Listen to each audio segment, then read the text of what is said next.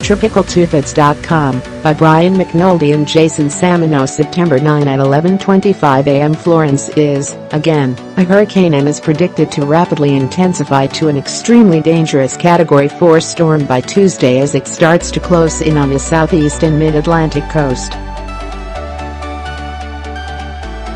It has become even less likely that the storm will turn out to sea and spare coastal and inland areas from serious, possibly devastating wind, rain, and flooding.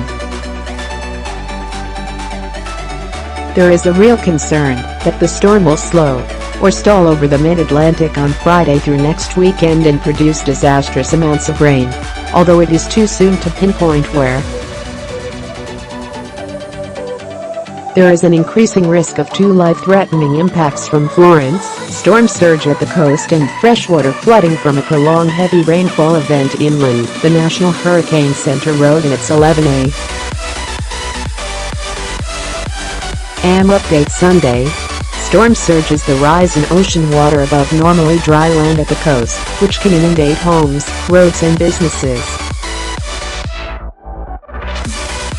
South Carolina, North Carolina and Virginia have declared a state of emergency to position money and resources for the storm. The official forecast from the Hurricane Center brings the storm ashore in southeast North Carolina on Thursday night near Category 4 intensity, although that placement is within a large cone of uncertainty. Given possible deviations in the storm's exact path, residents from Florida to southern New England should monitor its progress. As of 11 AM, Florence was centered 1,500 miles southeast of Wilmington, North Carolina, and was crawling westward at 6 miles per hour. Its peak winds were 75 miles per hour, making it a Category 1 hurricane. Over the coming days, its forward motion is expected to increase as it turns to the west-northwest, and its intensity is expected to rapidly increase. But then the storm is forecast to slow as it approaches a likely landfall. The environment ahead of the storm for the next 4 days favors at least a Category 3 hurricane landfall on the southeast coast by week's end. The storm will pass over warmer than normal ocean water, which will provide fuel. And there will be little wind shear to disrupt the thunderstorm development at its core. It is not out of the question that Florence could become a Category 5 hurricane at some point. The Hurricane Center predicts it will reach Category 4 intensity by Tuesday, with maximum winds of 140 miles per hour. Residents along the Georgia, South Carolina and North Carolina coasts should continue preparations for a major hurricane landfall and have a plan should they be required to evacuate. What to put in your emergency disaster supply kit in these coastal areas: heavy surf and elevated water levels arrive by Wednesday morning, and rainfall could begin by Thursday morning. Tropical storm-force winds could reach the coastline as early as Wednesday night, at which point all outdoor preparations should be completed. Extremely dangerous hurricane-force winds could batter coastal locations Thursday into Friday.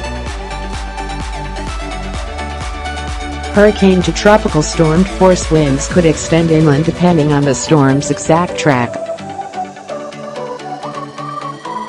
National Hurricane Center: we are particularly concerned about the rainfall potential in the mid-Atlantic. Models have come into agreement that a northward turn before reaching the United States is unlikely, and that a building high-pressure zone north of the storm will cause it to slow or stall once it reaches the coast or shortly thereafter. Florence could sit over some part of the mid-Atlantic for several days, similar to what Harvey did last year over eastern Texas. It has the potential to dump unthinkable amounts of rain over a large area in the mid-Atlantic and perhaps into the Northeast. Rainfall could begin Friday or Saturday and continue into the following week. Where exactly the zone of heaviest rain sets up is a big uncertainty. It could reasonably occur anywhere between the mountains and the coast. Sunday morning's American model run shows a 9-day rainfall swath, with many areas getting 1 to 2 feet, and even higher amounts in eastern North Carolina. Of course, this is from a single simulation of a single model, so don't take it literally, but the message is that historic and catastrophic rainfall is possible in the mid-Atlantic. 9-day rainfall accumulations from the GFS model. TropicalTidbits.com. This region will be particularly susceptible to flooding because of much above normal rainfall in the region since May. In addition, because the ground is likely to be saturated, trees will be vulnerable in the strong winds. Parts of the mid-Atlantic, especially from Virginia to Pennsylvania, have seen 150 to 300% of their normal rainfall since May. High Plains Regional Climate Center, further north into Delmarva, New Jersey, Pennsylvania and New York, coastal and inland areas also should be preparing for significant storm effects.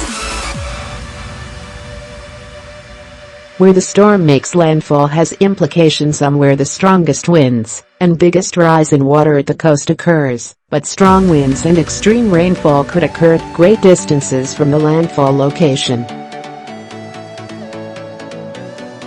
Keeping this in mind, here is the likelihood of landfall at different locations based on our evaluation of model data: 60% in the Carolinas, 15% between Virginia and southern New England, 15% offshore, 10% between North Florida and Georgia. Simulations from American, blue, and European, red, computer models from Saturday night are rendered above. The thick bold red line is the average of all the European model simulations, while the blue is the average of all the American model simulations. Stormvisthospitals.com. Even in the unlikely event that the storm center remains just offshore, it will almost certainly come close enough to bring dangerous wind and flooding to coastal areas. Inland areas may be somewhat spared in this scenario. If a major hurricane, Category 3 or higher, does make landfall along the southeast coast, the rarity of such an event is relevant. Since 1851, only 10 major hurricanes have done so, and the most recent was Fran in 1996, 22 years ago. Hugo in 1989 was the one before that, and was a Category 4 at landfall. No hurricane has made landfall as a Category 5 in this region on record. There are probably many people in the southeast and mid-Atlantic who have not experienced a storm of the potential magnitude of Florence.